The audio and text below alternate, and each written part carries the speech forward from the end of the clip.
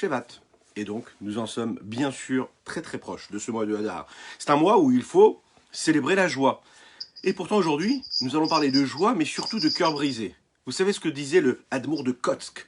Il disait qu'il n'y a pas plus parfait, plus complet, plus entier qu'un cœur brisé. Imaginez, un cœur brisé, c'est ce qu'il y a de plus entier, de plus parfait. Bizarre.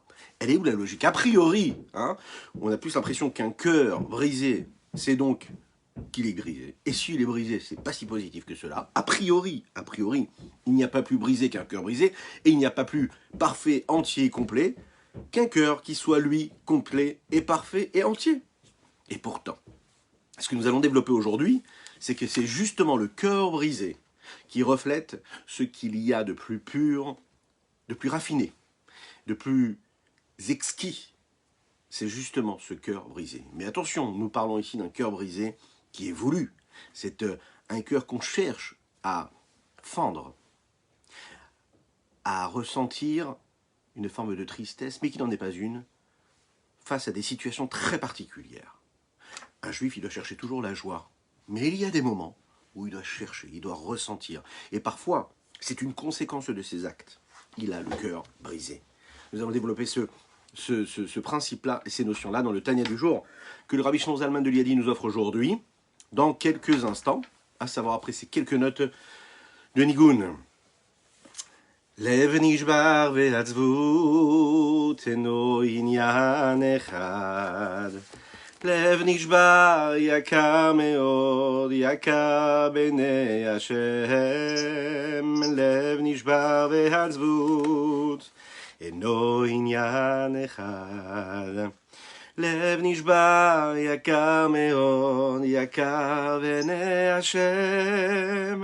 אין דבר שלם מלב שבור.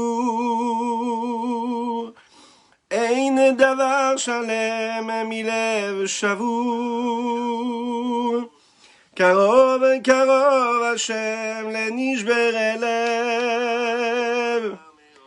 אין דבר שלם מלב שבור, אין דבר שלם מלב שבור, אין דבר שלם מלב שבור,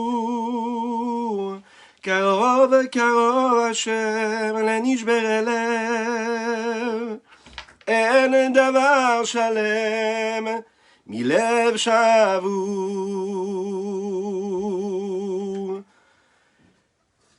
Alors, messieurs, dames, j'espère que vous allez bien. On va démarrer tout de suite après, justement, cette magnifique chanson qui interprète ce principe-là. Ce que dit le Admour de Kotsk. Il n'y a pas de cœur brisé. Il n'y a pas de cœur brisé si ce n'est un cœur entier. Il n'y a pas de cœur entier si ce n'est un cœur qui est brisé. Pourquoi? Parce qu'Akadosh Baruch Hu, Karov Hashem et Nishberi Lev, il est proche de tous ceux qui ont ce cœur brisé. Mais quel est ce cœur brisé dont nous parlons ici? Pas un cœur triste, un cœur brisé. Volontairement, on cherche à le ressentir comme tel. Parfois, quand on se sent éloigné, quand on sent qu'on n'a pas agi comme on devrait agir, eh bien on a cette sensation-là de se sentir un petit peu éloigné de Dieu, pas comme il faut. Est-ce que c'est positif? Nous allons parler aussi de ce principe-là à travers la personnalité de chacune et chacun d'entre nous. Essayer de détecter et de découvrir vraiment qui nous sommes, quel est notre moi intérieur, quel est ce moi qui s'exprime en nous à chaque moment de notre vie, à chaque instant. Nous étudions ce matin pour la Refoua chez les la Refoua complète de Yohan Mordechai ben Malka Atali. Nous étudions également les Ilou Nishmat Karen Mesaouda Cohen Bat Yehuda, également les Ilou Nishmat le Rav David Shmuel ben Avraham Zawi. Mais nous étudions, vous savez pour qui ce soir? Pour chacune et chacun d'entre vous, pour votre mérite. Oui, c'est important de le dire. Voilà.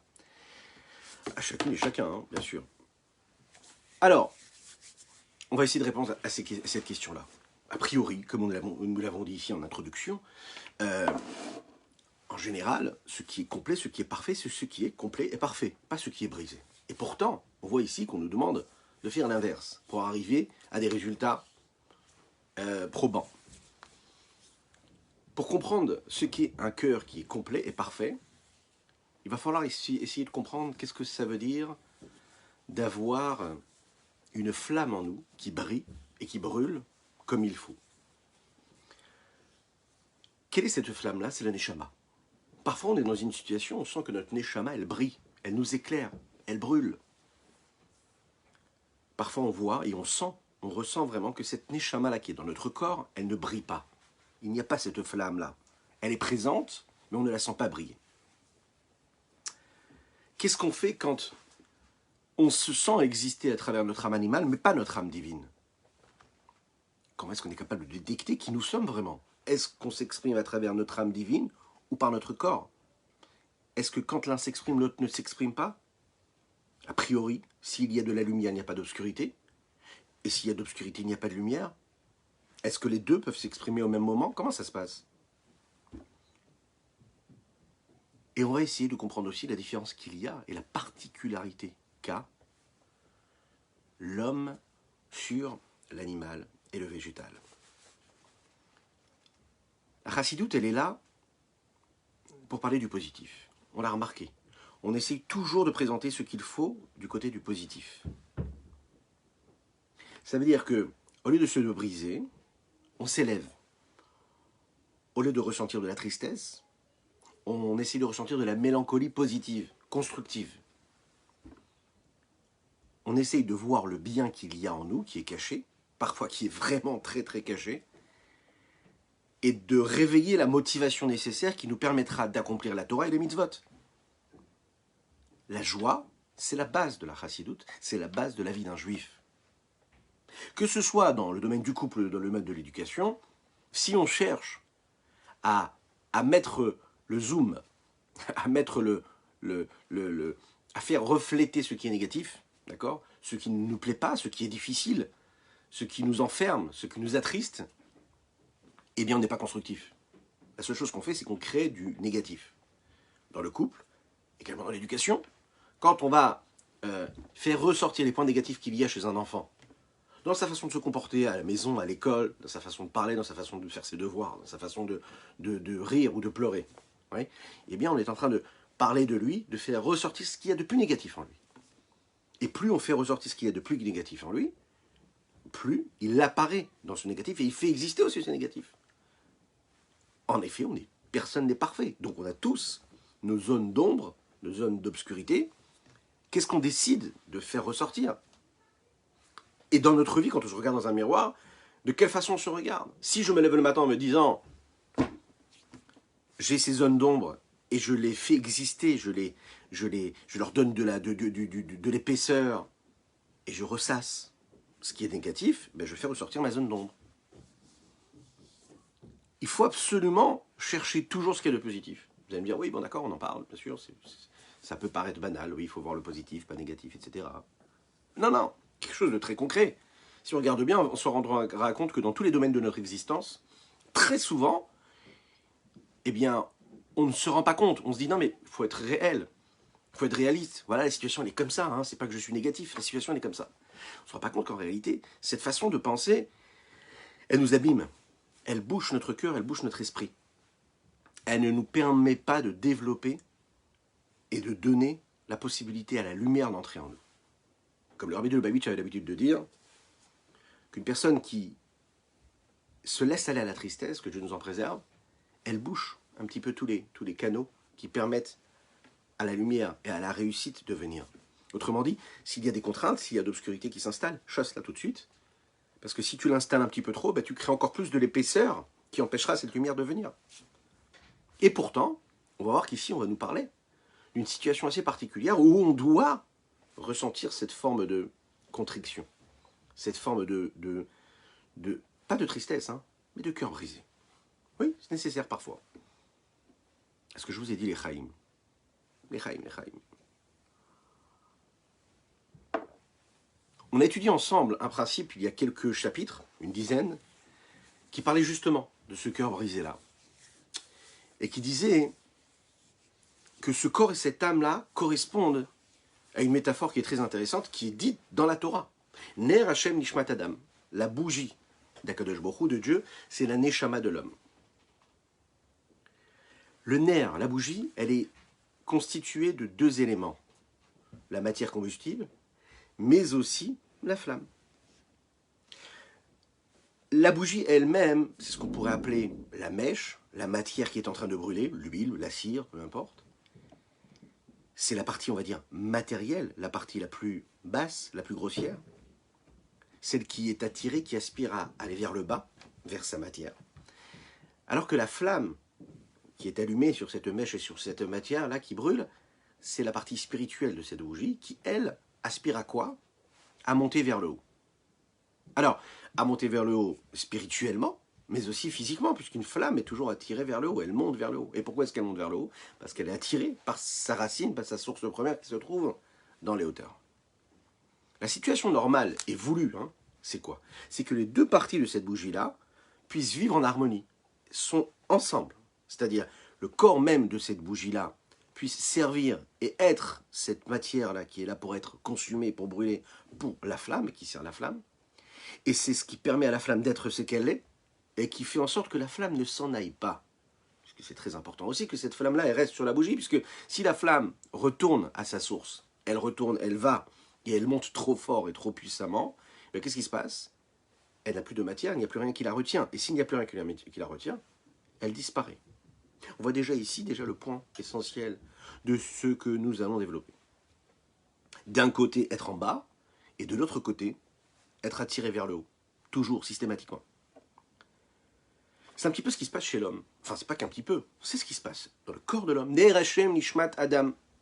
Le corps de l'homme, c'est-à-dire son âme animale, hein, quand on dit le corps, c'est ce qui inclut cette âme animale, cette âme vitale. C'est elle qui est dans ce corps, et c'est elle qui prend possession de ce corps-là. Elle existe à travers ce corps-là.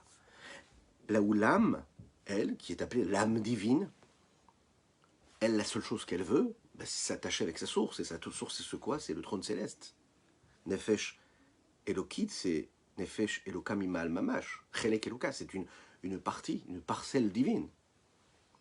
Le corps matériel, lui, ce qu'il veut, c'est quoi? C'est aspirer vers le bas, hein, vers la matière, vers la terre, de là où il vient physiquement. Il est donc attiré par tout ce qui est matériel, grossier, la nourriture, les besoins du corps, les profits, les plaisirs. La Neshama, elle est plus spirituelle. Vous l'imaginez bien, elle aspire à ce qui est plus haut, elle veut s'attacher avec Dieu. Comment? Elle veut s'attacher à Dieu à travers l'accomplissement de la Torah et des mitzvot. Alors bien qu'il y a, on imagine bien, un combat permanent, et nous en avons parlé les derniers jours, entre ce corps et cette âme-là, on sait qu'ils sont censés vivre, et ils vivent d'ailleurs ensemble, en harmonie. C'est ce qui donne la beauté de la vie. L'harmonie qui est entre le corps et l'âme. Le corps, lui, c'est ce que l'on appelle cette matière-là qui est censée brûler.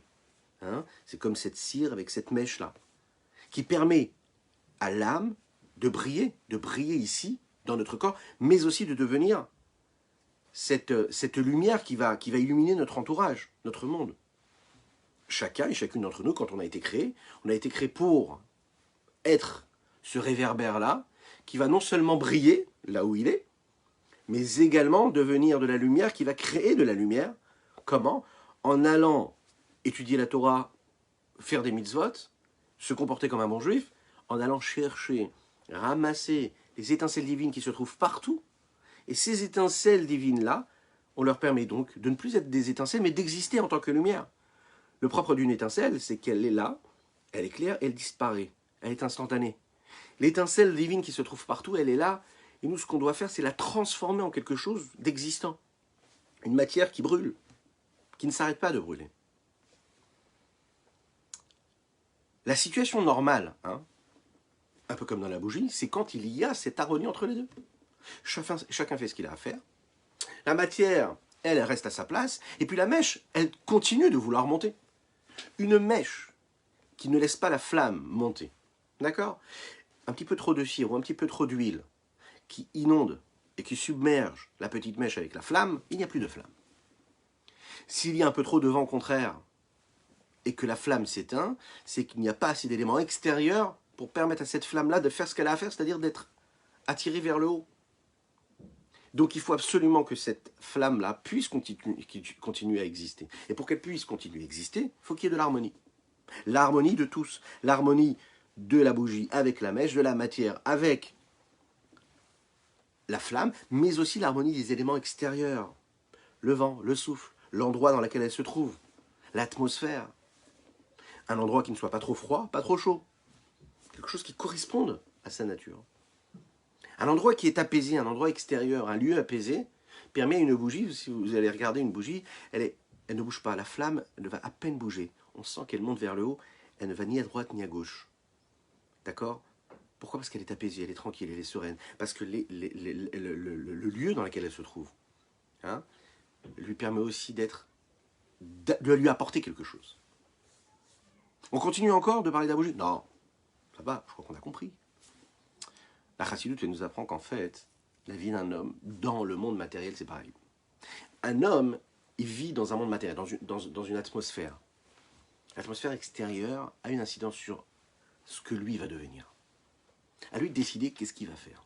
Est-ce qu'il va transformer l'atmosphère dans laquelle il vit, ou est-ce que lui, il va être influencé par l'atmosphère extérieure? Est-ce qu'il a compris qu'il doit être ce réverbère-là qui doit éclairer, ou non? Est-ce qu'il pense qu'il peut avoir une vie comme ça banale?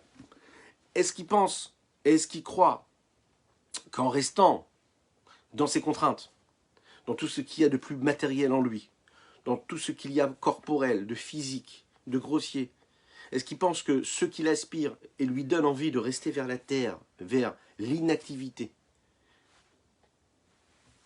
c'est ce qui va le rendre heureux? Ou est-ce qu'il est conscient qu'il a besoin, pour être en harmonie, d'être avec cette neshama et de créer cette symbiose avec les deux, et entre les deux? La situation qui ne paraît pas normale, c'est celle quand, par exemple, on ne réussit pas à vivre avec cette harmonie-là. Et puis, il faut le savoir que, malheureusement, c'est ce qui se passe. C'est pas toujours facile, les Chaim. Ça nous arrive de vivre avec un corps qui se sent détaché de l'âme. On sait très bien que l'âme est présente chez nous, on sait qu'elle aspire à monter vers le haut, on sait très bien que nous avons un corps. Et le corps, au lieu de faire ce qu'il a à faire, c'est-à-dire de permettre et de donner la possibilité à l'âme de ressentir ce qu'elle a à ressentir, c'est-à-dire de faire ce qu'elle a à faire, qu'est-ce qui se passe? Il se passe que pour différentes raisons, le corps ne lui laisse pas du tout la possibilité de faire ce qu'elle a à faire. Qu'est-ce qui se passe? C'est quand, par exemple, vous voyez que les besoins du corps prennent une telle place qu'au lieu de devenir le moyen et de devenir l'intermédiaire qui nous permet de faire ce que nous avons à faire sur Terre, d'accomplir notre mission, de vivre heureux et en harmonie, le corps prend trop de place, les besoins du corps sont là et deviennent l'essentiel. Au lieu de servir de bougie, de cire, de mèche pour la flamme de la Neshama, ils se transforment comme l'essentiel de notre vie. C'est ce que nous appelons dans le Tanya, dans le chapitre Lamed Bet 32, qui définit, qui décrit pourquoi est-ce qu'un homme déteste son prochain, pourquoi est-ce qu'un homme n'aime pas son prochain souvent. C'est parce qu'en fait, l'homme fait de son corps un essentiel et non pas un intermédiaire. Il fait de son corps un essentiel et de son âme quelque chose de secondaire. C'est ce qui fait que nous donnons trop de place au corps. Et quand on donne trop de place au corps, alors nous voyons les différences de chacune et de chacun d'entre nous. On se voit exister avec nos différences, nos aspirations différentes. Donc on peut se détester, ne pas s'aimer. Et c'est ce qui crée la haine ou la discorde. Qu'est-ce qui crée la Havat Israël? C'est justement quand on est capable de voir en l'autre, non pas un corps, mais une âme. Au-delà du corps, il y a des âmes. Et les âmes, quand elles sont l'une avec l'autre, alors à ce moment-là, il y a une harmonie. Et donc il n'y a que de l'amour. C'est ce qui se passe au niveau du macro, on va dire.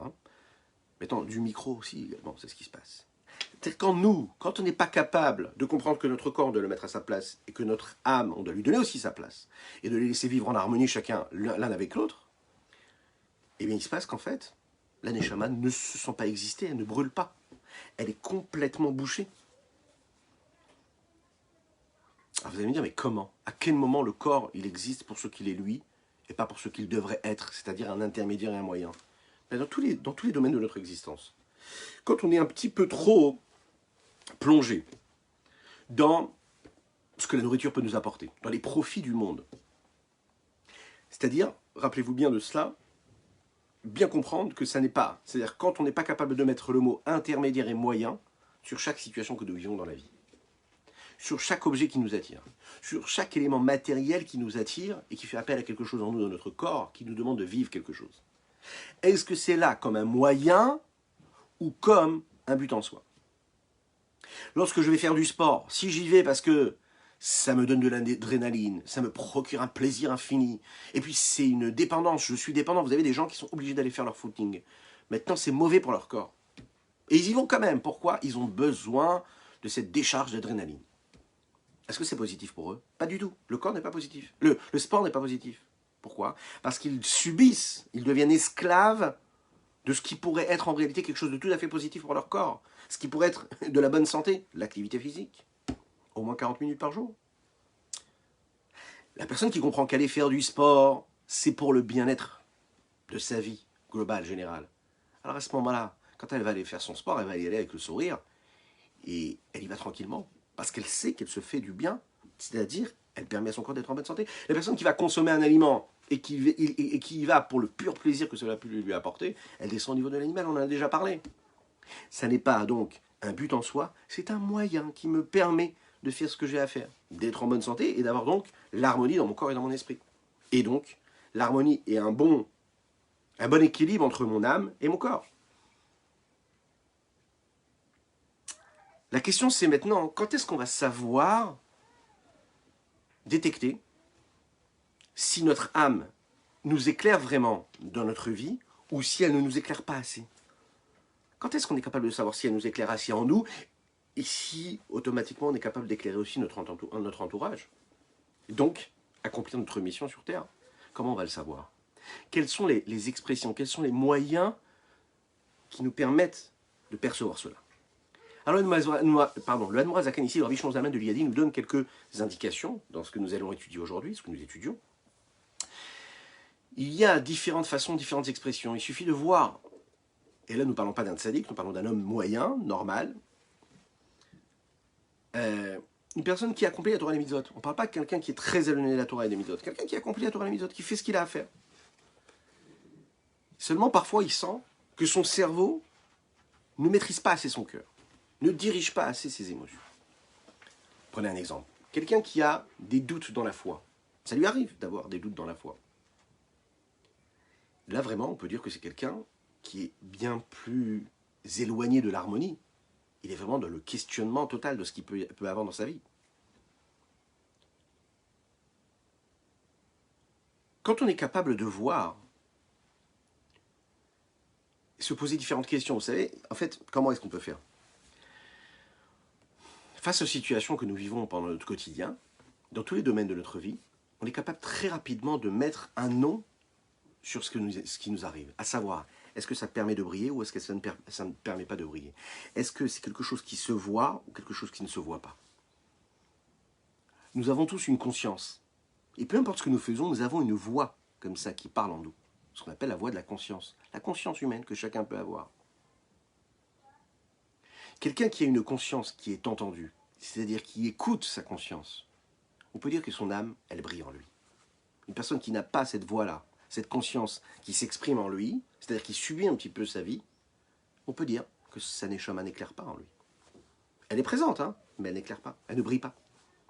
Une personne qui réussit à avoir un sens dans sa vie, dans son existence, c'est une personne chez qui on peut dire que la lumière de la neshama brille. Une personne qui n'a pas de sens dans sa vie, pour le moment, c'est une personne qui a une âme, mais que cette âme-là ne brille pas. Celui qui a une foi indéfectible, qui a une foi, qui ne se pose jamais la question est-ce que Dieu existe, Dieu n'existe pas, qui a à la fois la confiance en Dieu, c'est une personne chez qui l'âme brille. Celui qui a un rapport à la sainteté qui est chaleureux, qui est positif, qui est motivant, qui est attiré par la sainteté, qui comprend, qui perçoit qu'il se passe quelque chose. Le jour de Shabbat arrive, il sent qu'il y a quelque chose. Il se sent en rapport avec ça. Quand il met les téphilines, il sent qu'il se passe quelque chose. Quand il dit une bénédiction sur un aliment, il sent qu'il se passe quelque chose. Il sent qu'il se sanctifie. Donc il sent une forme de chaleur. Peu importe s'il a fait des avérotes avant ou s'il en fera après, il se sent quand même proche de la Gdusha. Il se sent proche de la sainteté. Là, c'est-à-dire qu'il a une âme qui brille. Lorsqu'on est face à une situation, on a le choix de décider ce que nous devons faire. Et donc on fait appel à notre volonté. Et là, notre volonté, elle suit la volonté de Dieu. Et non pas notre propre volonté à nous. Et qu'on réussit à faire en sorte que notre volonté soit la volonté de Dieu, vous savez ce qui se passe? C'est ce qu'on appelle une âme qui brille dans le corps. Elle est présente, elle n'est pas voilée, elle n'est pas cachée. Lorsque malheureusement, on sent que c'est toujours notre volonté à nous qui prédomine, et on oublie quelque part Dieu, ou bien on le relègue au deuxième niveau, alors là, ça veut dire que la Neshama, elle ne brille pas assez. Lorsqu'on a par exemple de la compréhension, de la sensation, on a de l'émotion, on a de l'intellect et des émotions dans ce qu'il y a de Kadosh de Saint, c'est que notre Neshama brille. Chacun et chacune d'entre nous, nous avons des sensations, nous avons des points comme ça qui sont en nous qui nous permettent de détecter, de le savoir. Quand on dit que parfois il faut s'arrêter pour faire un petit bilan, dans ce bilan, il y a ces questions qu'il faut se poser. Est-ce que mon rapport à l'autre, c'est un rapport qui est sain ou qui est malsain? Est-ce que je suis capable d'apprécier l'autre, d'aimer l'autre, de lui donner sa place? Ou est-ce que l'autre me dérange? Est-ce que j'y vois un concurrent? Est-ce que j'y vois une force contraire? Quelqu'un que je peux apprécier ou ne pas apprécier? Est-ce que je suis apaisé avec l'autre? Si je suis apaisé avec l'autre, c'est-à-dire que je suis capable de voir ce qu'il a à faire lui sur Terre, ce que moi j'ai à faire sur Terre. C'est que j'ai compris ma mission et j'ai compris que mon âme brille en moi. Ça, c'est une preuve encore qui décrit bien ce que l'âme peut nous permettre de percevoir dans notre vie. Donc, cet équilibre-là qu'on est capable de créer entre l'âme et le corps, elle est nécessaire. Il est nécessaire.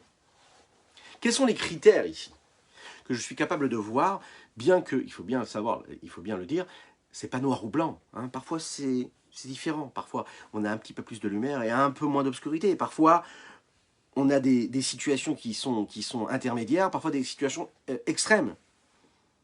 On peut rencontrer parfois des personnes qui, pour l'extérieur, en tout cas, ne révèlent rien de particulier. On ne sent pas que leur âme brille. Et parfois, à l'intérieur, ça brille. Mais si vraiment ça brille à l'intérieur, c'est obligatoirement que ça va donner de la lumière à l'extérieur. Le feu, oui, il est là pour briller. Il est là pour briller, et quand il brille, il n'y a aucune force contraire qui peut lui interdire de brûler. L'Echaim. Il a toujours la possibilité de briller si, bien sûr, nous l'avons dit tout à l'heure, on est dans une atmosphère, ou dans un entourage qui nous permet, hein, puisqu'une petite bougie, comme nous l'avons dit, dans une tempête, eh bien la flamme disparaît. Donc s'il faut quand même céder, et c'est ce que nous allons voir, il faut se mettre dans des situations où notre corps, hein, notre âme animale comme notre âme divine, puisse quand même exister, puisse quand même vivre. Si on se met dans des situations où l'endroit, hein, dans lequel nous vivons, ou bien l'atmosphère dans laquelle nous sommes, ou bien l'entourage avec lequel nous vivons ne nous empêche pas d'exister comme ça, là on est très très mal, on est très très très embêté. La solution à ça, c'est quoi? C'est le Zohar HaKadosh qui nous la donne. Il dit comme ça. Dans le Gan Eden, de la même manière que vous savez, dans une maison d'études, nous avons ici, dans une maison d'études, vous avez ce qu'on appelle le Rosh Yeshiva. C'est quoi le Rosh Yeshiva? Le Rosh Yeshiva, c'est une personne qui est là pour diriger les élèves, pour leur donner une façon de penser, une direction de pensée, une école de pensée. Ce maître-là, il a quelque chose de très particulier, c'est qu'il a la possibilité d'influencer, de donner de la force à chacun. Peu importe ce qu'il est, il va lui donner une direction, il va lui apprendre, il va lui enseigner, il va lui dire, tu sais, tu devrais apprendre tel ou tel texte. Le Rosh Yeshiva, en général, c'est quelqu'un de kadosh, de saint, c'est quelqu'un qui est au-dessus de la normale, au-dessus de tous. Ce même Rosh Yeshiva-là, hein, vous savez qu'il existe aussi dans le Gan Eden. Le Zohar HaKadosh nous dit que dans le Gan Eden, il existe une force qui s'appelle le Rosh Yeshiva, celui qui dirige les études, qui dirige les étudiants, qui dirige les âmes. Et ce Rosh Yeshiva qui se trouve dans le ciel, il est censé allumer l'âme de chacun et permettre à chaque âme de vivre avec la plus grande des forces qu'elle est censée avoir, avec la plus grande des énergies. Et lui, il s'exprime de cette façon-là. Il essaye d'allumer le feu. Quand il voit que le feu n'arrive pas à prendre, pourquoi? Parce que la matière qui a été utilisée n'est pas une bonne matière, elle ne permet pas à ce feu d'exister et de brûler comme il faut, alors la seule façon de lui permettre de prendre ce feu-là, c'est de prendre des morceaux de bois qui ne sont pas des bûches qui sont fortes, costauds, grandes. Non, on va prendre ces morceaux de bois-là et puis les briser, hein, et les couper en petits morceaux. Et quand on les coupe en petits morceaux, eh bien à ce moment-là, le feu peut prendre de manière beaucoup plus rapide. Ok. En hébreu, ou plutôt en araméen, on appelle ça mevateshim le. Qu'est-ce que ça veut dire mevateshim le? Mevateshim le, ça veut dire qu'on leur fait passer un moment si vous voulez, de brisure. Pourquoi? On en fait des petits morceaux. Ces petits morceaux, on les rallume avec le feu. Et quand les petits morceaux prennent, à ce moment-là, les gros morceaux peuvent prendre. C'est ce qui peut se passer dans une cheminée, dans un feu, dans un foyer de feu. Hein, on met des gros morceaux de bois et au-dessus, on met des petites brindilles qui, elles, vont prendre beaucoup plus facilement. Et quand elles vont prendre beaucoup plus facilement, alors là, on sera en mesure de faire un vrai feu. Un feu pour un flambeau, qui pourra brûler toujours plus haut et toujours plus fort. Alors, oui, mais... Ok, parfait. Un petit instant, excusez-moi. Bon, ok.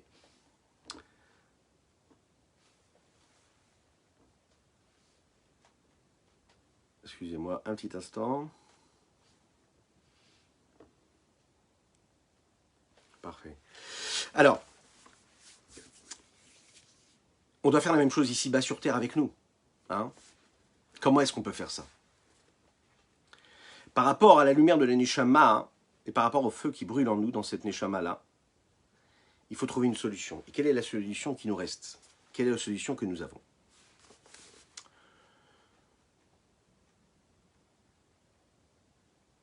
En général, notre âme, elle est censée brûler. Parce que chacun, il a son moyen, chacun, il a sa fonction, chacun, il a son but. Le corps, il est là pour quelque chose, et l'âme, elle est là pour quelque chose. Alors pourtant, on voit que le corps, lui, il arrive à s'exprimer, il arrive à être ce qu'il est, lui. Il arrive à être ce bois-là, cette matière-là. Il arrive à être la bougie. Et pourtant, la flamme n'arrive pas à briller parfois. La flamme, c'est-à-dire le neshama, l'âme, n'arrive pas à s'exprimer. Elle n'arrive pas à brûler. Il faut savoir que ce corps-là, c'est cette matière-là, qui est censée brûler pour l'âme. Elle n'est pas censée, le corps n'est pas censé n'est pas censé l'empêcher. L'âme animale n'est pas censée empêcher l'âme divine de faire ce qu'elle a à faire. Au contraire, le corps est là pour l'aider. On voit que parfois, l'aneshama, le feu de l'aneshama, n'arrive pas à rentrer dans le corps et il n'a pas assez de patience pour se briser, pour se soumettre. Et là, à ce moment-là, la lumière de l'aneshama, le feu de l'âme, n'arrive pas lui aussi à exister et à apporter sa chaleur et sa lumière. Qu'est-ce qu'on fait dans ces cas-là?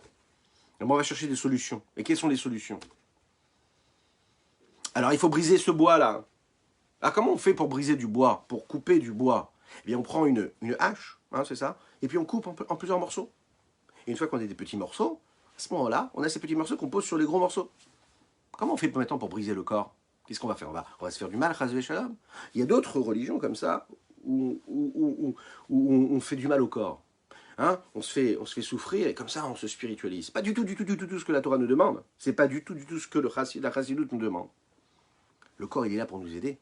Est-ce qu'il faut parfois, et on sait que ça a existé, des moments de jeûne, une personne qui fautait, on le disait dans les générations précédentes, qu'il fallait jeûner pour expier toutes les fautes qu'elle avait pu commettre. Le Admour Hazaken nous dit dans le Tanya qu'à notre époque, nous n'avons pas du tout les forces de faire cela. On ne doit pas du tout chercher à se faire du mal dans notre corps. On n'a pas les forces pour ça. On doit servir Dieu avec un corps en bonne santé. D'accord? Et pour avoir un corps en bonne santé, ce qui nous permettra d'avoir des défenses immunitaires face à cet environnement extérieur, même physique, il faut avoir un corps en bonne santé. Donc même si on est là pour demander pardon à Hachem, même si nous avons fait des fautes et nous avons commis des choses qu'on ne devait pas commettre, il faut créer cette brisure-là, il faut créer cette contriction, mais de manière spirituelle.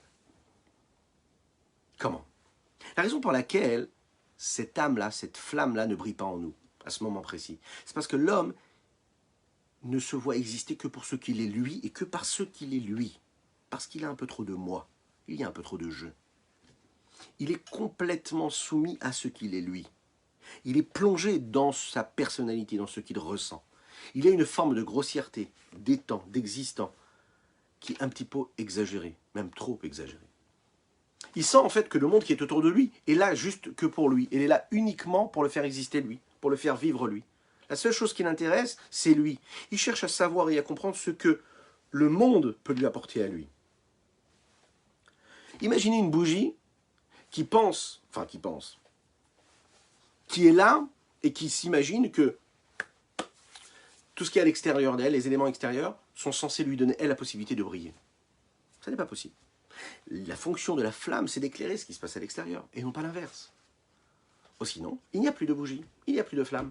Si l'obscurité qui est autour, si l'atmosphère qui entoure la bougie, la flamme, prend trop de place et ne laisse pas la flamme et la bougie faire ce qu'elle a à faire, être ce qu'elle doit être, il n'y a plus de place, il n'y a pas de bougie, il n'y a plus de flamme.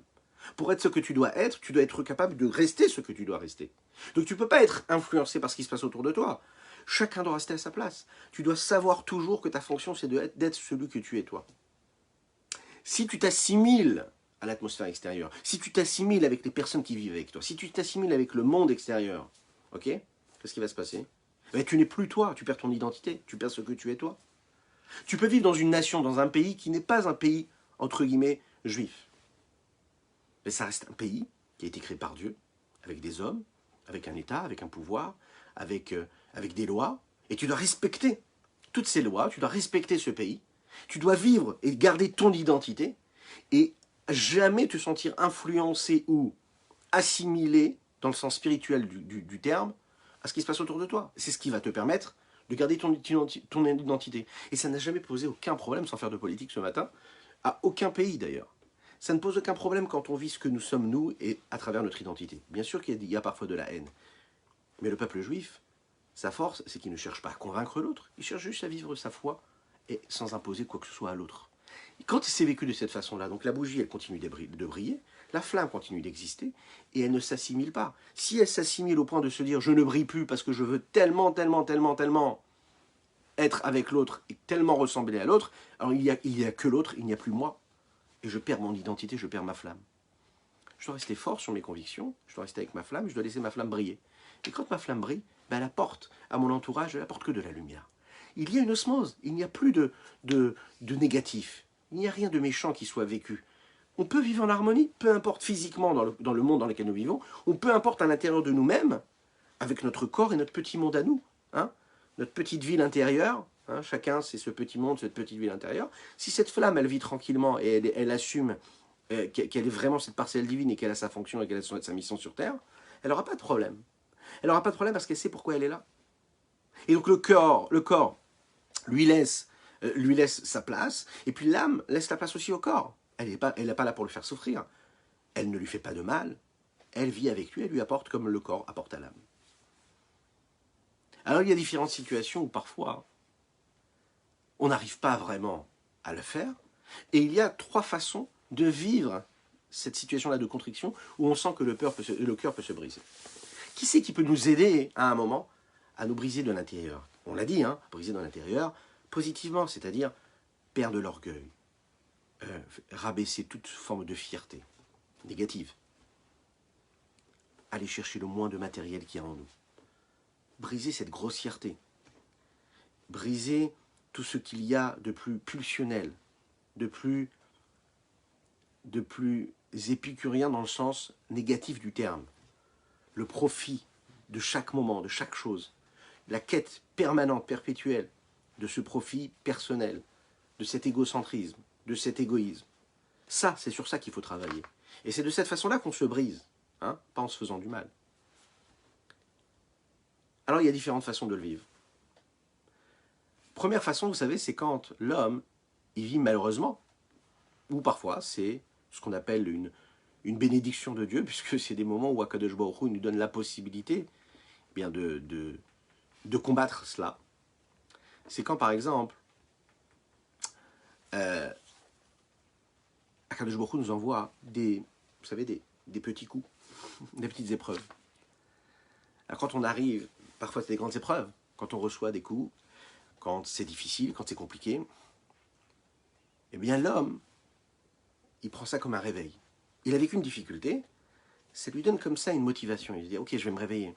Qu'est-ce qui m'est arrivé? C'est une épreuve, c'est terrible. Donc il réfléchit, il prend un petit peu plus de recul, il fait un petit bilan sur sa vie, il se dit, waouh, peut-être que j'ai délaissé Dieu, elle est où ma vie? Après quoi je cours, etc. Il se pose des questions. Et ça lui donne envie de faire quoi? De se relever et d'aller vers Dieu. Deuxième façon de vivre cette forme de brisure-là, de remise en question, c'est quand un ami vient, il nous dit, tu sais, moi, la seule chose qui m'intéresse chez toi, c'est le bien. Et puis je pense que peut-être que tu devrais te rapprocher un petit peu plus de la Torah. Peut-être que tu devrais faire telle ou telle mitzvah. Peut-être que ça t'apporterait du bien. Une personne, un ami à nous. qui va nous dire, vous savez, parfois même, ça peut être un raf, ça peut être un tzaddik, qui peut nous parler même parfois avec dureté. Hein, et ça peut nous faire mal. Et quand ça nous fait mal, mais quelque part, on sent ce cœur se rétrécir comme ça. On ne se sent pas bien. Et quand notre corps ne se sent pas bien, parce que notre cœur ne se sent pas bien, alors à ce moment-là, vous savez ce qui se passe? C'est ce cœur qui se brise. Et quand ce cœur se brise, eh bien, il devient apte à recevoir quelque chose d'autre, puisqu'il va permettre une forme de renaissance. Et il va faire en sorte que cette flamme-là va reprendre son feu, et va redevenir ce flambeau-là. Et il y a une troisième solution, c'est quand on est capable soi-même de briser ce cœur-là que nous avons en nous. Mais pourquoi ce cœur?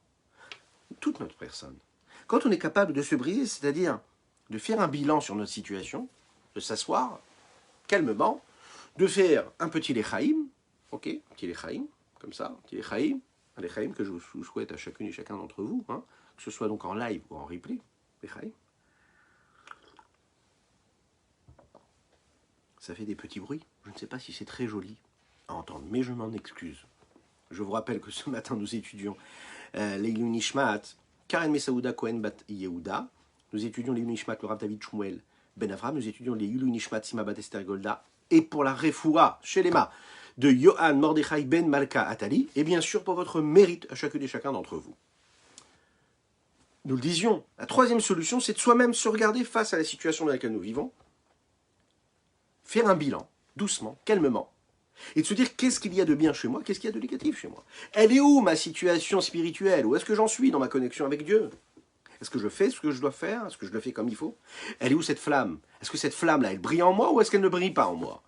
Est-ce qu'elle est complètement éteinte ou est-ce qu'elle est quand même là? Est-ce que c'est une braise, d'accord, mais qui n'a pas du tout l'apparence de feu et qu'à l'intérieur il y a quand même du feu? Que j'ai juste à la secouer, cette braise-là, pour qu'elle puisse donner son feu et rallumer et raviver toute mon existence? Ou est-ce que ce feu-là est quasiment éteint? Ou est-ce qu'il va falloir vraiment souffler, il va falloir le secouer dans tous les sens? Ou est-ce que c'est juste lui chuchoter à l'oreille pour qu'il se réveille? On est capable de se connaître, chacun et chacune d'entre nous, on est capable de le voir, ça. On est capable de voir que parfois sur notre cœur ou sur notre esprit, il y a ce qu'on appelle des couches comme ça d'isolation. Hein? C'est tellement bien isolé qu'il n'y a plus rien qui passe. Mais de la vraie isolation, hein, vous savez, quand ça, il y a des couches comme ça, une après l'autre, une après l'autre, ça devient bouché. On a le cœur bouché, on a l'esprit aussi bouché. On n'arrive même pas à ressentir le manque. On n'arrive même pas à ressentir l'éloignement. On n'arrive même pas à ressentir que cette petite flamme n'arrive plus à briller. En nous et à l'extérieur de nous. Là, ce qu'on te dit, c'est qu'il va falloir utiliser les moyens nécessaires pour briser, pour faire une petite fissure sur ce qui bouche, ce qui bloque ton cœur et ton esprit. Il va falloir, comme le Zohar nous le dit ici, trouver des solutions où ton cœur va commencer à ressentir quand il prie, qu'il est en train de prier à Dieu. Il va falloir trouver des solutions pour faire en sorte que tu vas te sanctifier dans tout ce qui est permis. Tu ne vas pas te vautrer dans tout ce que les profits du monde t'offrent à ton corps et à ton âme animale. Tu vas retrouver cette petite subtilité-là, cette finesse, cette sainteté-là que tu as en toi, qui est là mais qui est cachée. Tu vas la retrouver. Comment? Alors regardez dans les mots ce que le Tanya nous dit ici. Il faut essayer de trouver des solutions pour ces personnes intermédiaires à qui nous ressemblons tous et toutes.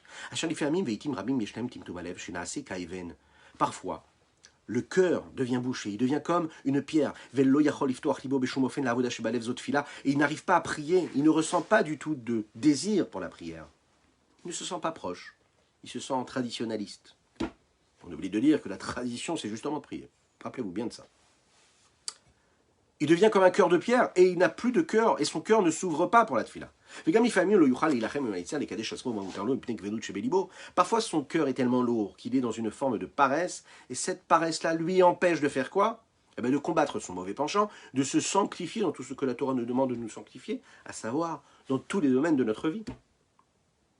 Et donc, le conseil qu'on nous donne ici, c'est ça le conseil qui nous est donné dans le soir. Ce Rosh Yeshiva qu'il y a dans le Gadén dont nous avons parlé, il disait comme ça, un bois, hein, dans lequel le feu a du mal à s'installer et a du mal à prendre, eh bien il faut le couper en petits morceaux. Goufa de la salik beneora de ishmata mevatshinle, ça veut dire que le corps même d'un homme qui n'arrive pas à saisir cette lumière de la neshama, de l'âme divine, eh bien qu'est-ce qu'il faut faire? Il faut le briser. D'accord? Et comment on le brise? Surtout pas. Il ne faut pas lui faire du mal. Chas v'shalom, c'est ce que nous avons dit. Mais il va falloir le mettre dans une situation où il va ressentir une forme de détresse. Hein? Il va se sentir mal. Et donc il va chercher. Pourquoi est-ce qu'il sent mal? Et il va aller chercher cette lumière. Pérouche. Neora de nishmata, la lumière de la neshama. Chez Ora neshama, quand il voit que la lumière de son âme et de son intellect n'éclaire pas, ne brille pas comme elle devrait, pour maîtriser la matière qu'il y a dans le corps et pour se renforcer et combattre son mauvais penchant, et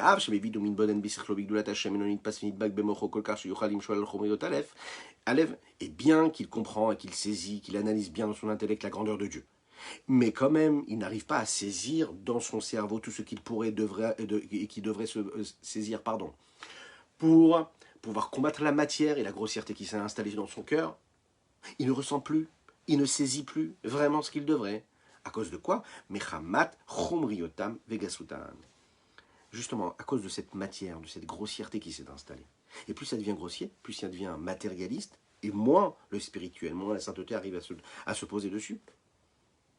Et quelle en est la raison? Gassut aklipa, la grossièreté de l'écorce. C'est comme un fruit, il peut être magnifique, il peut être bon. Mais l'écorce, hein, vous avez une écorce, vous avez une peau qui est là, qui se forme. Plus l'écorce, elle est dure, elle est opaque. Et moins on arrive à avoir la beauté et le jus qui s'y trouve. Pourquoi?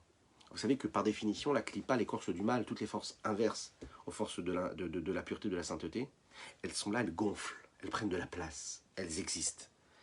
Prenez la différence qu'il y a entre un tzaddik que vous allez croiser dans les petites ruelles de Jérusalem et un vrai tzaddik. Ça peut être un homme simple que vous croisez. Et puis l'inverse. Et puis une personne qui vit, une star. Regardez juste leur posture, vous allez voir que la différence, elle se vit même physiquement. Vous avez celui qui se lève, qui gonfle le torse et qui lève la tête vers le haut, qui existe partout où il est. Et vous avez celui qui est dans le retrait, qui est dans la pudeur, qui se soumet, qui a la tête vers le bas. Ça, c'est la tzidkout, c'est la pudeur qu'un homme doit rechercher d'avoir. Il a les yeux vers le haut et puis il a le cœur vers le bas, et non pas l'inverse. Ça, dans cette forme-là, la grossièreté de l'esprit, la grossièreté de l'âme, la grossièreté du corps ne s'est pas installée sur cet homme-là, parce que c'est un tzaddik. Quand on sent qu'on est trop présent physiquement, quand on prend trop de place physiquement, notre corps il a pris trop de place, il est trop grossier, c'est-à-dire que la lumière ne peut plus exister. Et comme elle clipa, la force du mal, elle est grossière, elle prend de la place, elle s'envole, elle gonfle, donc qu'est-ce qui se passe? Elle ne laisse pas du tout la lumière de la sainteté. Elle va même boucher et estomper la lumière de la sainteté qu'il y a dans l'âme divine, et elle va même obscurcir cette lumière-là. Velazot, c'est la raison pour laquelle on a une solution. Il faut la ramener, la faire descendre à terre. Comment? Il faut fixer des moments précis. Il faut être conscient à ses yeux que nous ne sommes pas si magnifiques que cela. Il faut être conscient, prendre des moments précis, pas toujours, pas à n'importe quel moment, et se dire, Lev nishbar, ruach nishbara. Il faut avoir un cœur brisé, un esprit brisé. Il y a sitrachara, c'est cette sitrachara, ce mauvais côté-là, l'inverse de la gdusha, qui me cause tous ces problèmes-là. Lechaim, que Dieu nous aide à faire cela.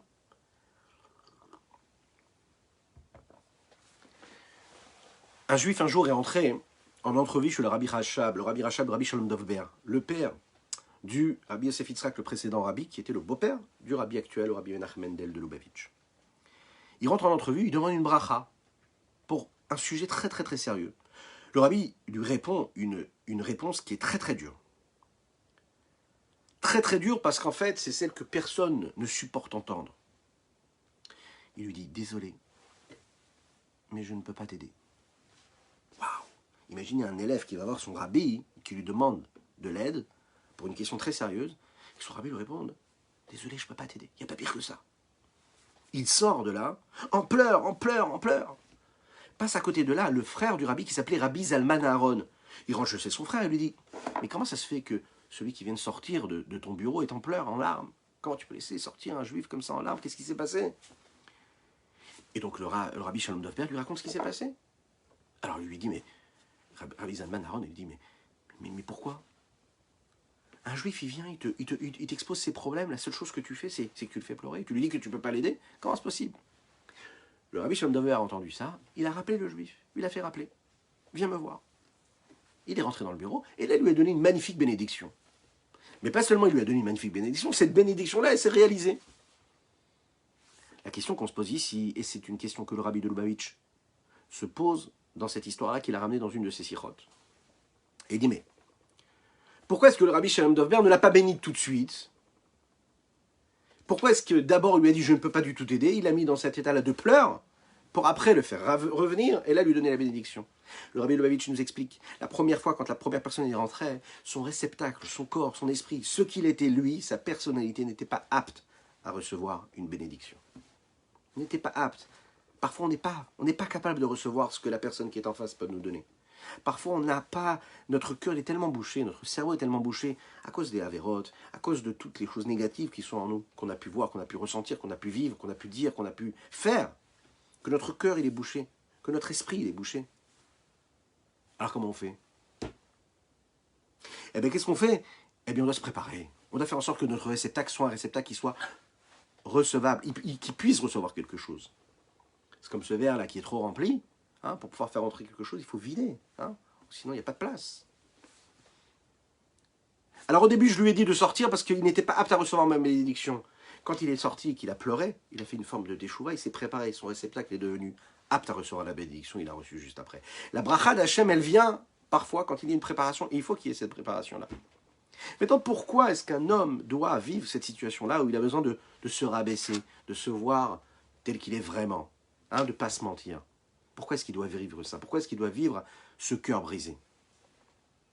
Pour comprendre cela, et c'est avec ce sujet-là que nous allons conclure notre Tania du jour, il faut se rappeler d'une chose. Ce qui est très important dans la vie d'un homme, dans la vie d'un juif, et en général d'ailleurs, c'est d'être ce que l'on appelle, d'avoir une bonne estime de soi. C'est très important d'avoir confiance en soi et d'avoir une bonne estime. Le problème, c'est que l'estime de soi elle peut nous amener parfois dans les travers. D'accord? Les travers, c'est qu'on se sent un peu trop exister, on a un peu trop d'orgueil et qu'on ne laisse pas la place à l'autre. On ne laisse pas la place même à sa nefesh elokit, à son âme divine. Mais il faut l'estime de soi. L'estime de soi, c'est quelque chose qui peut se créer qu'à l'intérieur de nous-mêmes. Elle peut se créer surtout à l'intérieur de nous-mêmes, quand on fait un travail sur nous-mêmes, quand on est conscient de ce que nous avons de positif ou pas, mais aussi à travers les réactions extérieures des personnes étrangères, de ceux qui sont en face de nous. En fonction de leur réaction face à notre comportement, à ce que nous sommes, alors notre estime peut grandir ou peut se rabaisser, chas v'shalom. La façon avec laquelle vous parlez à un enfant, la façon avec laquelle on parle à son épouse ou l'épouse parle à son mari, le regard qu'elle va avoir, eh bien, c'est ce qui va lui donner l'estime ou pas. Et ça, c'est la base de tout, dans tous les rapports humains, et même dans le bonheur et l'harmonie qu'un homme peut ressentir. Dans l'éducation, c'est pareil. Hein, le regard que vous avez sur un enfant, la façon avec laquelle vous allez entendre ce qu'il a à vous dire. Hein, comme on s'évertue à dire à travers tous les cours, la façon avec laquelle on le regarde, on lui donne de la place, peu importe ce qu'il nous dit, mais on le regarde. Hein, peu importe ce qu'il nous raconte, même si c'est quelque chose qui ne nous plaît pas, mais on le regarde. Et bien, l'attitude que l'on va avoir, les signaux qu'on va lui envoyer physiquement, à travers nos gestes, à travers l'amour que l'on fait passer dans notre regard, ils vont lui donner une forme d'estime et de confiance. Et c'est nécessaire. Nous avons tous, en fait, cette estime, des réponses à nos questions. Hein. Nous avons tous cette estime de soi qui nous permet de lire qui nous sommes. Qui nous sommes. Alors parfois, c'est très compliqué parce qu'on n'est pas capable de savoir qui nous sommes. D'ailleurs, on le dit, hein, jusqu'au dernier jour de ta vie, tu ne sais pas vraiment qui tu es. Tu dois toujours chercher à savoir qui tu es. C'est très compliqué de savoir. Ceux qui ont déjà trouvé, n'hésitez pas dans les commentaires, faites-moi savoir de quelle façon vous y prenez. En tout cas, on passe sa vie à essayer de savoir qui nous sommes. Par contre, ce qui est sûr, c'est qu'on est capable de définir et de savoir, à travers ce que nous faisons et des choix de vie que nous avons, que nous prenons, de décider si on veut être quelqu'un de bon ou quelqu'un de mauvais. C'est très facile de savoir si ce que nous faisons c'est bien ou pas. On est capable de savoir quand on se regarde dans le miroir ou pas. Quelle est notre personnalité? Est-ce qu'on est plutôt quelqu'un qui aime ou quelqu'un qui déteste?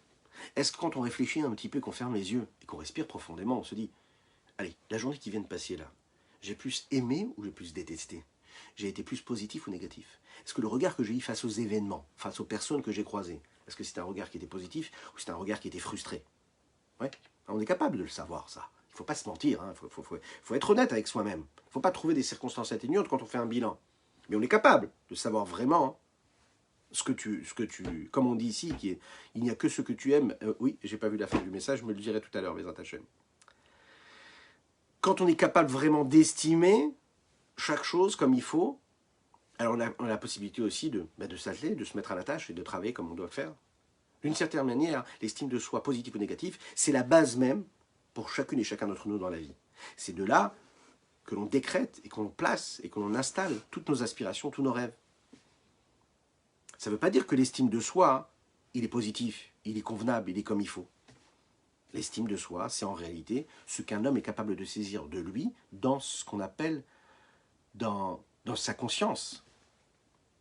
Dans sa conscience, qu'il est capable de percevoir lui. Vous avez parfois une personne qui a beaucoup de capacités. D'accord? Mais on ne sait pas pourquoi elle a une estime d'elle, et ça arrive très très souvent dans la vie, qui est négative. Elle est née avec des super professeurs, on les adore nos professeurs, mais très très très souvent, ils ne font pas assez ce qu'il faut, à savoir de donner de l'estime à l'élève. Et si on parlait des parents, les parents c'est pareil. Parfois on ne donne pas assez d'estime à nos enfants. Parce qu'on aime nos enfants, et ce qui est de négatif nous paraît beaucoup plus gros, prend beaucoup plus de place, et donc on se vautre dans ça, et puis on fait refléter que ce qui est négatif. Et donc, l'estime qu'un homme peut avoir, qu'un enfant peut avoir, qu'un couple peut avoir face à son conjoint, l'un et l'autre, dépend beaucoup du jugement et des regards de l'autre, et qui en fait ne reflète pas du tout la réalité. Très souvent ne reflète pas la réalité. Donc, l'estime que j'ai ne veut pas dire vraiment ce que je suis. C'est la raison pour laquelle le Nourazaken, le Rabbi Shlomo Zalman ici, il veut nous aider. La seule chose qu'on a à faire, nous, c'est de plonger et de se doter de ces armes-là qu'il nous donne dans ce chapitre pour essayer de comprendre et répondre à cette question-là. Qui je suis?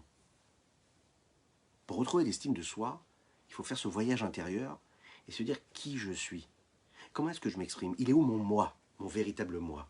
Est-ce que c'est un moi qui s'exprime quand c'est mon corps qui s'exprime, à travers mon âme animale? Est-ce que c'est quand c'est mon âme divine? Lorsque l'on a cette perception-là de l'estime de soi, la question qu'on se pose, c'est qu'est-ce qui me paraît comme de la vraie vie? Quelque chose de vrai? Est-ce que c'est quand je suis en train de vivre un moment matériel ou est-ce que c'est quand je suis en train de vivre un moment spirituel? Troisième question, est-ce que je suis capable de vivre les deux en même temps? Qu'est-ce qui m'empêche d'être serein, de vivre en harmonie? Est-ce que c'est quand je fais... Qu'est-ce qui m'empêche? Est-ce que c'est le spirituel qui m'empêche de vivre ou est-ce que c'est le matériel qui m'empêche de vivre? Alors c'est une question qui est très sensible. Parce que vous avez un homme qui vit une vie très spirituelle concrète, mais au fin fond de lui-même, il s'identifie avec une vie matérialiste. Il peut faire tout ce que la Torah lui demande, mais au fond de lui-même, son véritable regard, et pour lui, son véritable plaisir, c'est quand il est en train de manger un bon repas, ou quand il est en train de dévaler une pente de ski. Ça nous manque le ski, hein? On met un peu de neige là, en France, si vous voulez. À quel moment mon moi s'exprime? C'est-à-dire, est-ce que je suis sincère à 100% avec ce que je suis en train de faire? C'est ça qu'il faut se poser comme question. Pas seulement ce que je suis en train de faire, ce qui définit ce que je suis, c'est mais quelle est la motivation intérieure? Il est où mon moi? Elle est où ma véritable vie? Elle est quand je suis en train de prier ou quand je suis en train de manger? Elle est quand je suis en train de prier ou quand je suis en train de vivre ce que mon corps doit vivre? Parce que dans les besoins du corps, il faut qu'il vive ces moments de vie, qui sont des moments de vie cachés, attention, bien sûr. Et même quand ils sont cachés, même quand ils sont permis, est-ce que je les vis comme un essentiel, comme un but en soi ou comme un moyen? Et même d'un autre côté, un homme qui vit par exemple une vie matérialiste très très basse, parfois, qui ne profite pas de tout ce que la vie peut lui donner, parce qu'il n'a peut-être pas les moyens, ou peut-être qu'il n'est pas attiré par tout cela, il peut s'avérer que à l'intérieur de lui-même, il y a un feu qui brûle, qui est très très fort. Et parfois, je vais croiser une personne qui a l'air tout à fait matérialiste, qui n'a pas une apparence d'un homme qui accomplit la Torah, les mitzvot, qui n'a pas toute la posture, qui n'a pas tous les codes, mais qu'à l'intérieur de lui-même, il est à 100% pour lui. La vraie vie, c'est la vie de la sainteté. Pour lui, la vraie vie, c'est quand il a quelques minutes le soir pour embrasser la mezouza, pour faire la tefila, et pour prier Hachem et parler avec Dieu. Lui, il va vraiment laisser sa flamme exister. La Gemara nous raconte une histoire comme ça. Elle nous dit que quand il est la zaken, allait manger, okay, quand le repas arrivait, il disait à ses élèves, bon, les élèves, je vais devoir me lever, je vais aller rendre service à mon corps. Je vais aller rendre service à mon corps. Qu'est-ce qu'il allait faire? Il allait manger. Il allait rendre service à son corps. Ça veut dire ici qu'il, lui, ne s'identifiait pas à travers son corps, il s'identifiait à travers son esprit, à travers son âme. Et donc, comme il s'identifiait à travers son âme, quand il allait manger, il allait rendre service à son corps. Parce que ce qui l'intéressait, lui, c'était son âme. Autrement dit, où est-ce que je me place? Quel est mon essentiel et quel est ce qui est superficiel en moi? D'après vous, quand est-ce qu'un homme normal, lambda, se rend service? Au moment où il est en train de manger un bon repas, entrée, plat, dessert? Ou est-ce que c'est au moment où il est en train de consommer un magnifique alcool, un magnifique vin, un nectar, un millésime? Ou est-ce que c'est quand il est en train d'étudier la Torah, en train de suivre un live, qu'il partage, qu'il commente? Oui, qu'il like. Oui. À quel moment il se sent vraiment exister? À quel moment il se sent faire du bien, se faire du bien? Alors, on est d'accord tous d'accord avec ça, que personne ne se rend service lorsqu'il mange un bon repas.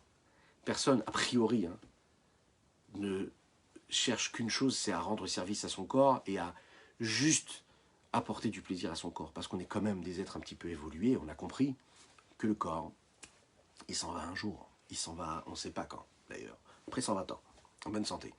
Mais on est conscient que notre vie, elle est là pour s'inscrire dans une forme d'éternité, pour donner la possibilité à notre vie d'être une vie essentielle, qui va laisser une trace indélébile, une trace à travers la Torah et les mitzvot que l'on fait, que nous accomplissons, qui restera, qui s'accompagne des anges, qui eux sont éternels, et qui fera en sorte que notre âme aussi restera éternelle. Et donc, quand on est en train d'aller étudier la Torah, quand on est en train d'aller faire la tefila, quand on est en train d'aller accomplir une mitzvah, là, l'homme, il est capable de ressentir qu'il est en train de faire du bien à quelqu'un. Et à qui il fait du bien? Peut-être à Hachem, peut-être à son maître, ou peut-être à son âme, qui elle a besoin de ce bien-être-là, spirituel. Le Admorazaken, il nous dit ici, c'est la différence qu'il y aura ici entre le tzaddik et le Benoni. Le tzaddik et le Benoni, celui qui se travaille, celui qui ressemble un petit peu plus à ce que nous sommes nous. Le tzaddik, si vous voulez, c'est celui chez qui le moi intérieur, c'est que de l'âme divine. Son moi intérieur, sa vie, à ses yeux, sa vie spirituelle, elle est la vie divine qu'il doit avoir. La vie matérielle ne l'intéresse pas. Elle est là juste pour servir la vie spirituelle. C'est un petit peu Hillel Hazaken, ce grand sage de la Gemara, qui lui disait « Je vais rendre service à mon corps quand je vais manger ». Face à cela, nous avons des hommes, des personnes qui nous ressemblent. On n'a pas réussi encore à se transformer. On a un corps, on a une âme, on a un cœur, on a un esprit. Donc le moi intérieur, c'est quoi? C'est ce moi matérialiste. C'est le moi de l'âme animale. C'est la vie matérielle. Et même un homme qui accomplit la Torah et les mitzvot de manière parfaite et totale, qui se renforce contre le Yetzer Hara à chaque instant, il s'identifie encore avec les sujets du monde. Lorsqu'il se promène dans la rue, lorsqu'il va dans une boutique, oui, les objets qui sont beaux, les objets qui ont de la valeur, les objets de marque, les beaux habits, eh bien, lui parle. Une belle paire de chaussures, ça lui parle, parce que c'est matérialiste, et c'est matériel, et puis, qu'il veuille ou non, c'est comme ça, il s'identifie avec. Alors plus il va rajouter de la Torah, moins il va s'identifier. Plus il va rajouter de la sainteté, moins il va se sentir attaché et attiré. Plus il va s'élever. Mais il se sent quand même. Et il peut s'identifier et sentir aussi qu'il a quelque chose. Quand on fait un travail de shvira, c'est-à-dire qu'on va briser ça, on va essayer au maximum de briser, de cacher, d'estomper cette sitracha, cette autre force, l'inverse de la sainteté qui s'installe en nous. Et on va la faire partir en brisant cette forme de personnalité que nous avons. Cette attirance que nous avons pour le matérialisme, pour la grossièreté, pour les plaisirs du monde, qu'est-ce qu'on est en train de faire? De faire un petit peu moins de moi, un petit peu plus de lui, un peu plus de sainteté qui s'installe en nous, de façon à ce que cette flamme-là, qui est cette âme divine, puisse briller, et donc éclairer notre corps, notre vie, mais aussi notre extérieur, notre atmosphère extérieure. Le Admorazaken, ici, pour conclure, c'est les mots qu'on va dire tout de suite, il va nous dire ces mots-là. Il va nous prouver, il va nous dire, regardez, il y a un mot qu'on dit, il y a une phrase qu'on dit qui est très jolie tous les matins. après avoir dit Modéani, après s'être lavé les mains, et quand on s'habille, qu'on dit les brachot du matin, les bénédictions du matin, la première prière que nous disons, c'est Elokai, le Shama Shenatatabi Teorai. Mon Dieu, la Neshama que tu as mis en moi, elle est pure. Mon Dieu, Elokai, Neshama Shenatatabi Teorai. Si on regarde bien les mots qu'on emploie ici, c'est très intéressant. On parle de Neshama, on parle de mon Dieu, on parle d'une âme. Et il y a un mot qui nous intéresse ici, c'est le mot bi. Neshama Shenatata bi, la Neshama que tu as mis en moi. Qu'est-ce que ça veut dire ici? Si je pars du principe que mon moi, c'est quoi? C'est la Neshama et la Nefesh Elokit, l'âme divine. Alors pourquoi est-ce que le texte me dit bi en moi? Comme si qu'il y aurait une entité qui recevrait l'âme divine. Mais alors quelle est cette entité-là? Ça veut dire qu'il y a une autre entité à part l'âme divine. Et cette entité, c'est quoi? C'est mon corps. Donc ça veut dire qu'il y a bien quelque chose ici qui reçoit, qui est le réceptacle de cette âme divine. Qu'est-ce que c'est ce moi-là? Le moi, c'est le corps. Et quelle est cette chose-là qui est rajoutée, que Dieu, chez Natatabi, que Dieu nous donne? C'est la Neshama. En nous. Ça, c'est ce qui peut se passer chez un Benoni. Chez un homme simple. Chez un tzaddik. Lui, le tzaddik, lui, il n'est pas ressenti, il n'est pas vécu comme quelque chose de matériel. Sa Neshama et son corps, c'est une seule chose. Son corps, il est saint. Il ne vit pas du tout de la même manière. Alors qui je suis? Regardez les mots du Yad Moradakle. Shehi Adam Atzmo Babenoim, la Sitracha, l'autre côté, l'autre force. Chez Nefesh Achionit Amechayed Agouf, Ibetok Fakedolta Belibo. Cette âme vitale qui fait vivre le corps physiquement, hein, elle est aussi forte comme à sa naissance. Nimsa Hi Adam Atzmo, c'est ce qui fait que l'homme est ce qu'il est. Nefesh Elokit Shebo, et sur l'âme divine qu'il a en lui, il est dit Neshama Shenatatabi Teorai. Shenatatabi Daika, que tu m'as donné précisément, Miklal, donc. C'est donc une preuve. Chez Adam Atzmo, Einenu Neshama Teora. C'est-à-dire que l'homme lui-même, c'est pas l'âme pure. L'homme, c'est autre chose que l'âme pure. C'est aussi l'âme pure, mais c'est aussi autre chose. Qui im betzadikim shebem ou les faire. Si ce n'est chez les tzadikim, qui chez eux, c'est l'inverse qui se passe. Chez Neshama Teora, chez Nefesh Elokit, chez eux, l'âme pure, l'âme divine, elle, c'est quoi? Ou Adam, c'est l'homme. Les goufam, Nikra Besar Adam, et leur corps matériel, lui, s'appelait la chair de l'homme. Comme Amar Hillel Hazaken et Talmidav, comme Hillel Hazaken le disait, l'ancien, Hillel l'ancien disait à ses élèves, quand il allait manger, il disait qu'il allait rendre service à son estomac, son corps. Parce que le corps était comme un étranger pour lui. C'est la raison pour laquelle il était en train de dire, voilà, je lui fais du bien, je me comporte avec bonté, avec grâce pour lui. Je lui rends service quand je lui donne à manger, parce qu'il a besoin de vitalité, donc je vais manger pour lui donner de la vitalité. Parce que lui, il se sentait être seulement et uniquement une âme divine. C'est elle qui fait vivre son corps et sa chair. Parce que le mal qui est habité et qui habite cette âme vitale et qui s'habille dans le sang et dans la chair de cette personne-là, quand c'est un tzaddik qui se transforme en bien,